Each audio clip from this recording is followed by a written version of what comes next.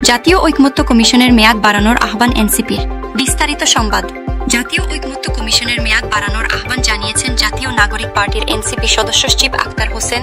তিনি বলেন, এতদিন ধরে আলোচনা করেছি যাতে সব বিষয়কে কার্যকর পরিণতির দিকে নিয়ে যাওয়া যায়, কিন্তু কমিশনের হাতে খুব অল্প সময় আছে।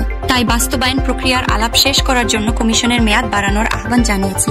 আমরা আশাবাদী কমিশন ও অন্তর্বর্তীকালীন সরকার এ ব্যাপারে ইতিবাচক সিদ্ধান্ত নেবে।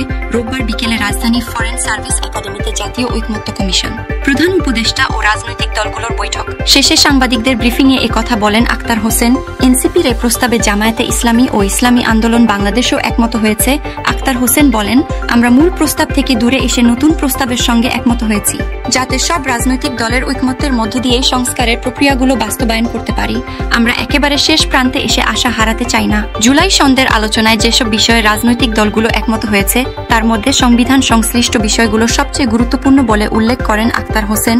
তিনি বলেন, আমরা যদি একমত হওয়া বিষয়ে চূড়ান্ত সিদ্ধান্তে পৌঁছাতে না পারি, ভবিষ্যতে তা চ্যালেঞ্জের মুখে পড়তে পারে। তখন সংবিধান সংশ্লিষ্ট বিষয়গুলো বাস্তবায়ন করা সম্ভব হবে না। এনসিপির সদস্য সচিব বলেন, এতদিনের আলোচনার যে বিষয়গুলো আছে সেগুলোর যেন আইনি ভিত্তি তৈরি হয় সে ব্যাপারে সব রাজনৈতিক দলের ইতিবাচক ভূমিকা প্রত্যাশা করছেন তারা। রাজনৈতিক ভেদাভেদ ভুলে জাগের কথা স্মরণ করে সবাই যেন সংবিধান সংশ্লিষ্ট সংস্কার বাস্তবায়নে একমত হয়। আপত্তি তোলেন তিনি। বলেন, দীর্ঘদিন ধরে এই ঐকমত্য কমিশনের আলোচনায় এই সনদকে জুলাই সনদ হিসেবে বিবৃত করা হয়েছে, কিন্তু মাঝপথে এসে এটি জাতীয় জুলাই সনদ হিসেবে পরিচিতি পাচ্ছে। আমরা সবাই জানি এটি জাতীয় সনদ, তবে নাম অবশ্যই জুলাই সনদ হওয়া উচিত।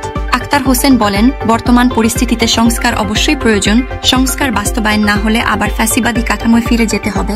সংস্কার অসমাপ্ত রেখে আমরা সেই পথে ধাবিত হতে পারি না। আমরা মনে করি সংস্কার একটি চলমান প্রক্রিয়া। পরবর্তী সরকারকেও নতুন সংস্কারের উদ্যোগ নিতে হবে।